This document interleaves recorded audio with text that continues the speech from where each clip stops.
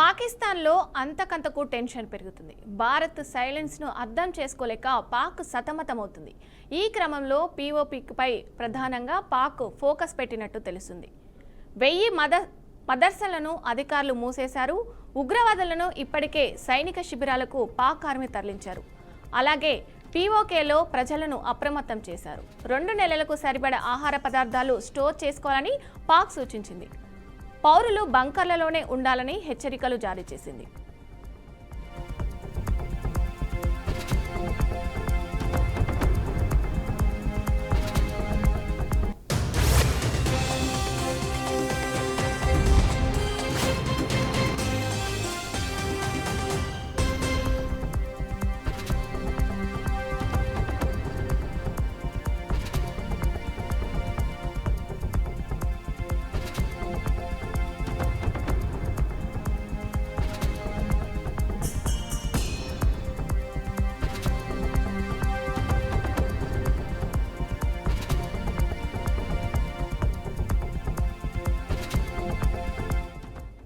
Breaking news చూస్తున్నాం. పాకిస్తాన్లో అంతకంతకు టెన్షన్ పెరుగుతుంది. భారత్ సైలెన్స్ను అర్థం చేసుకోలేక పాక్ సతమతమవుతుంది. ఈ క్రమంలో పీఓకేపై ప్రధానంగా పాక్ ఫోకస్ పెట్టినట్టు తెలుస్తుంది. 1000 మదర్సాలను అధికారులు మూసేశారు. ఉగ్రవాదులను ఇప్పటికే సైనిక శిబిరాలకు పాక్ ఆర్మీ తరలించారు. అలాగే పీఓకేలలో ప్రజలను అప్రమత్తం చేశారు. 2 నెలలకు సరిపడా ఆహార పదార్థాలు స్టోర్ చేసుకోవాలని పాక్ సూచించింది. పౌరుల బంకర్లలోనే ఉండాలని హెచ్చరికలు జారీ చేసింది.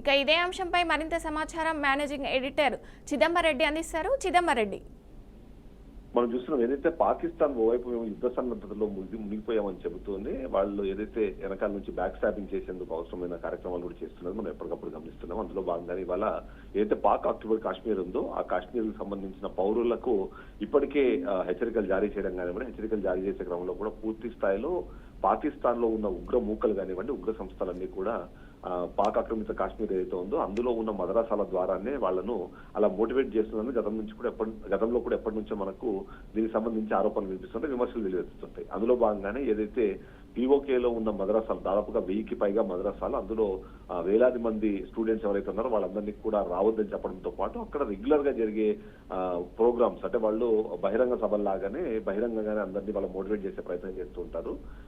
అయితే వాటన్నింటినీ కూడా క్యాన్సిల్ చేసుకోవడం అన్నది ఇవాళ ఇంట్రెస్ట్ క్రియేట్ చేస్తుంది. అదే సందర్భంలో ఖచ్చితంగా యుద్ధం రాబోతోంది కాబట్టి వచ్చే 2 నెలలకు సరిపడా ఆహార పదార్థాలను మీరు స్టోర్ చేసుకోండి.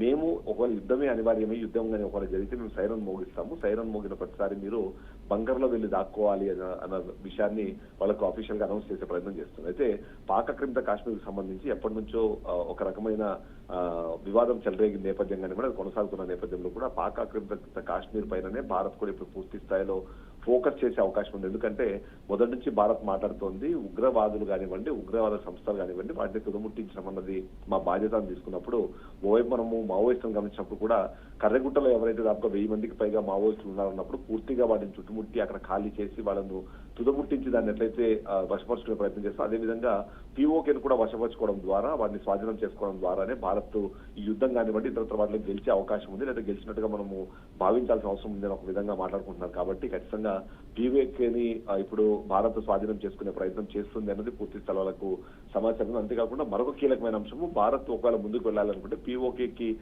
అనుకుని ఉన్న ప్రాంతాలని ఫస్ట్ స్వాధీనపరుచుకుంటే అందులో భాగంగానే అక్కడ ఉన్న మదరసాలు దాదాపుగా 1000కి పైగా మదరసాలు అక్కడ ఉన్నాయి.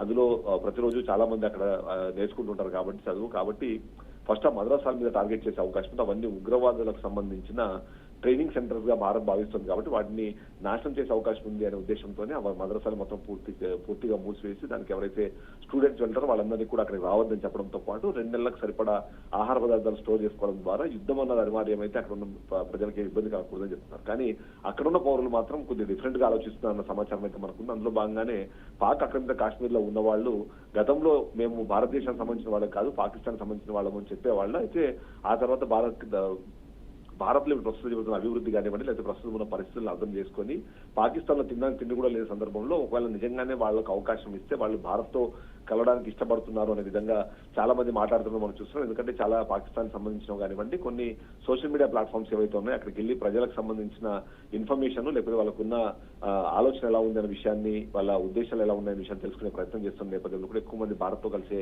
ఆలోచన చేస్తున్నారు అన్న సమాచారం ఉంది. కాబట్టి కేవలం అక్కడ ఏవైతే మద్రసాలు ఉన్నాయో అవి అడ్డుగా నిలబడ్డాయి కాబట్టి వాటిని ఫస్ట్ క్లోజ్ చేయడం ద్వారా వాటిని తుదముట్టించి దాని నుంచి ముందుకు వెళ్తే మాత్రం పాక్ అన్నది దీనిలో ఎలాగో ఇన్వాల్వ్ అయ్యే అవకాశం ఉండదు. కాబట్టి ఆ పీఓకే కూడా భారత్ లో భాగస్వామి అయ్యే అవకాశం అయితే మనకు చాలా క్లియర్ గా కనిపిస్తుంది.